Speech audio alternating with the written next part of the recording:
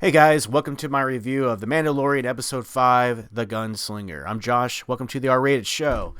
Sorry it's a little bit late. I watched the episode, of course, Friday morning when it dropped. Then I had to go to work, and I've been busy the last couple of days because I work weekends too. So I'm finally catching up to my review.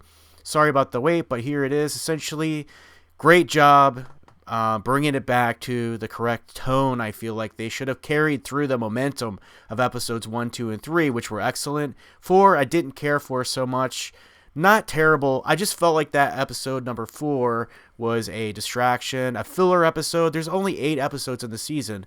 You can't afford to have a filler episode. It needs to be epic, like every episode other than that one has been so far. I just felt it was really, really predictable.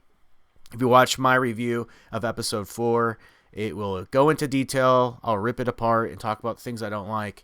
But essentially, this is the episode I felt like should have followed up. I feel like this is more in line with the tone and the momentum of those first 3 episodes. And I really enjoyed it a lot. It was really good. We got a couple new characters, some teasers, some fan service.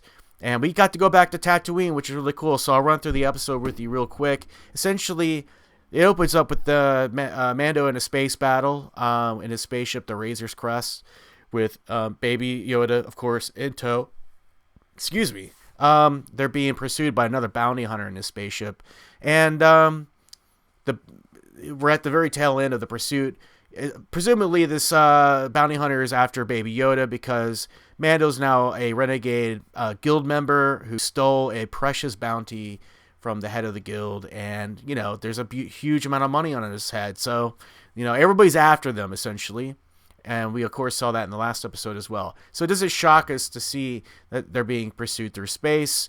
So there's a bounty hunter hot on his tail, and he says, warm or cold, you're coming with me. And of course Mando bests him, blows him up, and he says, that's my line, which I thought was really cool to show that Mando is not to be trifled with. And you're not going to steal his cool.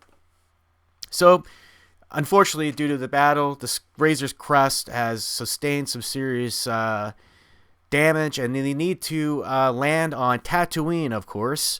And so we see them land into a spaceport in Mos Eisley, all very recognizable, of course. And we meet a new character right away named Peli, played by Amy Sedaris, who I did not recognize at all. Like, they really uglied her up for this role. And she reminded me a lot, the character reminds me a lot of Ethel from Friday the 13th Part 5, The New Beginning, that backwoods sort of old granny, feisty character. That's what she reminded me of, Peli. She's like a spaceport mechanic. She's got 3 pit droids from Phantom Menace that work for her, which I thought was cool. Not everything from the Phantom Menace is like, horrible. There's a lot of things from those prequel movies I like a lot, so it was cool to see those in there. And essentially, she's assessing the damage of the ship, but he's only got enough money to pay rent to park his ship in the spaceport. So he's got to go out and earn money. He leaves Baby Yoda behind to be babysat by Peli. He makes his way to the cantina, which is where all the nasty business is done. But we see that things have reeled back since the Empire fell. And we see that there's, the Empire is not necessarily... they've been run out of Tatooine, because we see that their helmets on spikes and stuff. We've seen that in the trailers, but eventually he makes his way to the cantina. But even the cantina is somewhat desolate. And he's basically asking around for work from the bartender, who's a droid we've seen from, I believe, Return of the Jedi. I can't recall the droid's name, but I always liked that one. It was this real skinny one, right? Maroon color. It was cool to see him back in action. But Mando's asking him, hey, I'm a hunter. I'm looking for work. I need to make some money. And the droid's like, well, not much business is conducted around these parts anymore. And more or less is what he says. Then we hear a voice from around behind us, and we turn around, and there's a guy sitting right where Han Solo sat in A New Hope, right? And you're like, this is all very familiar. So it's this new character. His name's Toro, and he's a rookie bounty hunter wanting to get accepted into the guild, propositioning the Mandalorian, sitting right where Han Solo was when he killed Greedo. And I think that maybe was foreshadowing of his character being a scoundrel, right? Not trustworthy. Well, they strike a deal. Essentially, what it is Toro's got a puck of a mark, a bounty of this notorious bounty hunter named Fennec, played by Ming-Na Wen.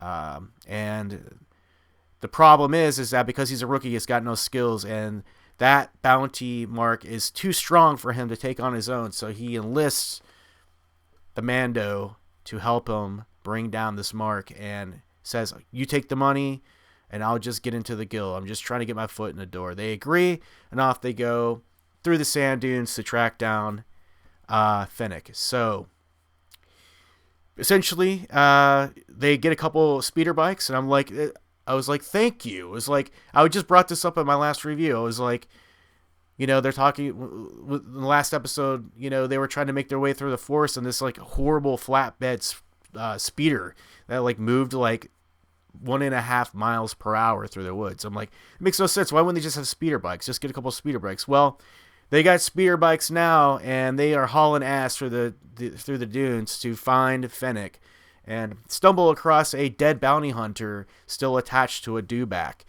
And upon investigation, they are attacked by Fennec, who's hiding up in the high ground in the dunes. They narrowly escaped, and Mando takes a shot to his back on his Beskar. And they decided to wait till nighttime to arrange their assault, so that they'll at least have a fighting chance.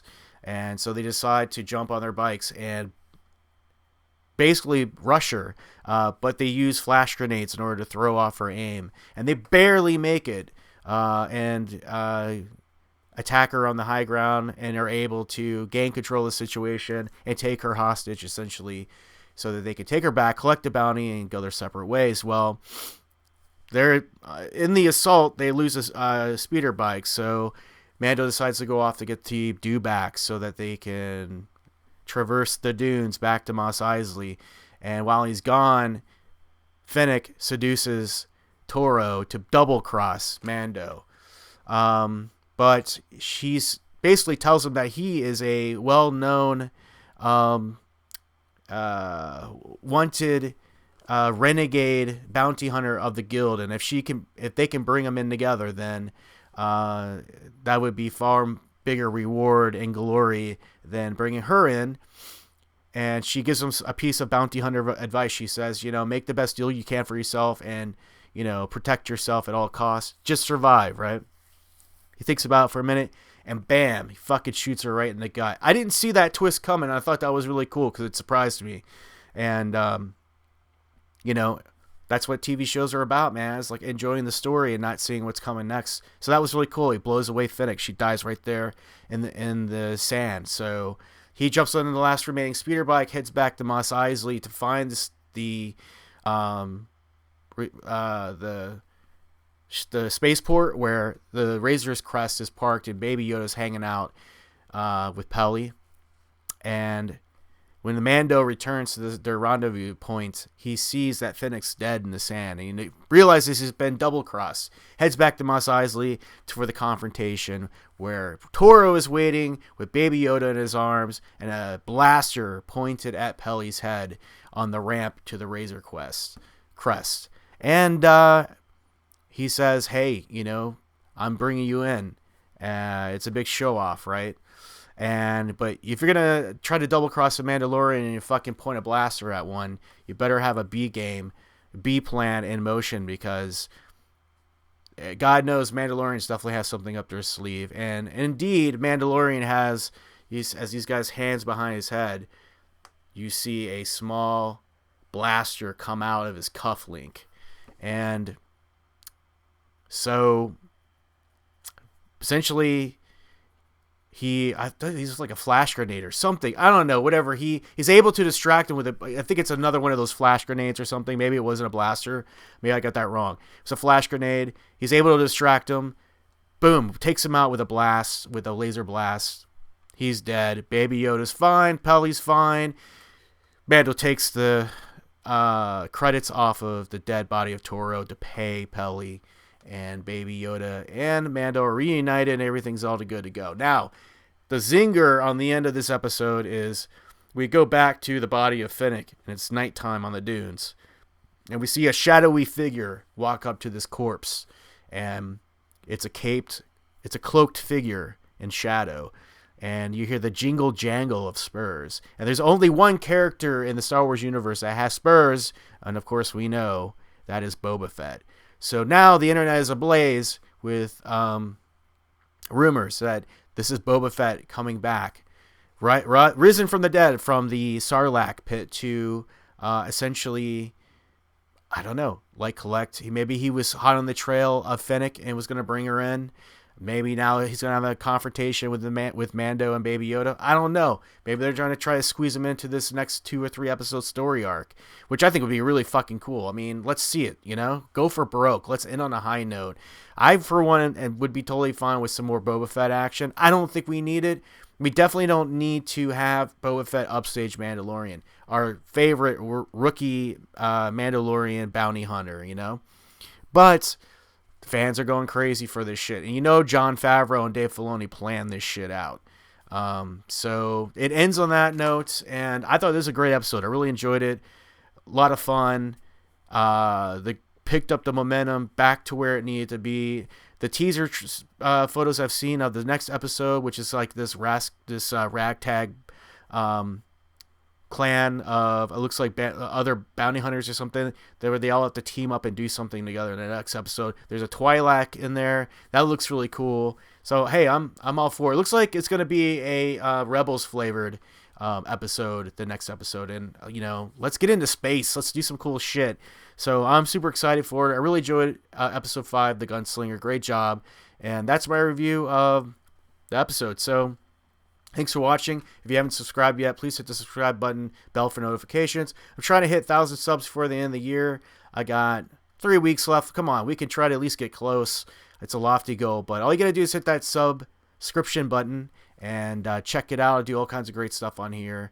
And I'll be doing all the reviews for all the new Star Wars content, as well as horror and other great things. So please subscribe. And as always, guys, stay awesome, stay R-rated. Cheers.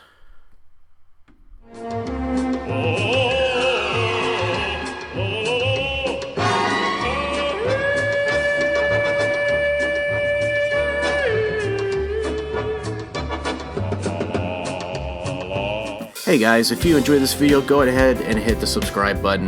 We've got a lot of great content coming for you this year. We've got reviews for movies, comics, and more. And of course, we will always have fan commentaries for the movies you love. Lots of talk about horror and just mainstream pop culture in general. And probably some Star Wars stuff leading up to Rise of Skywalker. So go ahead and hit the subscribe button, hit the bell for notifications. And yeah, become a fan of the channel. Let's hear what you want to see. Leave a comment below and just let me know what you think. Alright guys, talk to you later.